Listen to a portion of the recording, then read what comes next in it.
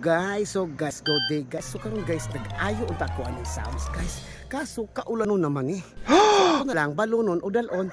Dito na lang ako sa balay. Ayuhon ning maong butang. So nagita sa balay guys. So ato nang testingan ang sounds. So ato isaksak to sa dito bago to ukban nito isaksak og testingan gato na. So ato isaksak ani ab.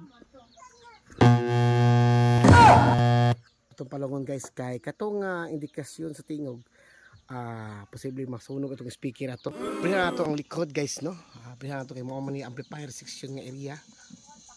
Yan abri na. So makita nato ang amplifier section ani guys mo ni siya. So obviously ni agi na nag-repair no kay na may pisa din sa ilalom. Way problema na basta na repair lang. So kanto ato nang testiran asay nag short na niya nga piyesa guys. So guys, upon checking ano nga pisaha guys, so okay naman ning upat ka power transistor. So proceed ka sa. So guys, nakita na ko diri nga naay guba nga kapasitor. So testira na to. Di ba wala? Wala lagi ba samok na. So mamalit sa diri og tambal sa mga buyag-buyag. Photo na lang isulat. Wala ni Dan.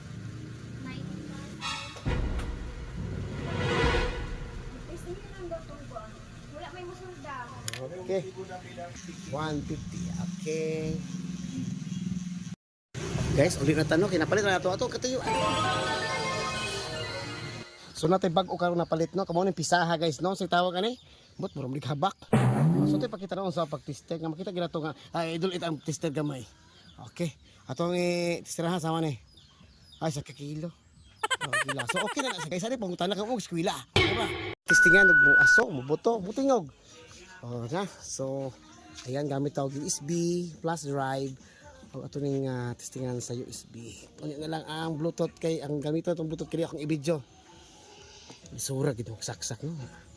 O na-detect na niya guys nga USB na ni. Siyempre matugtog na siya. Ato nang volume man.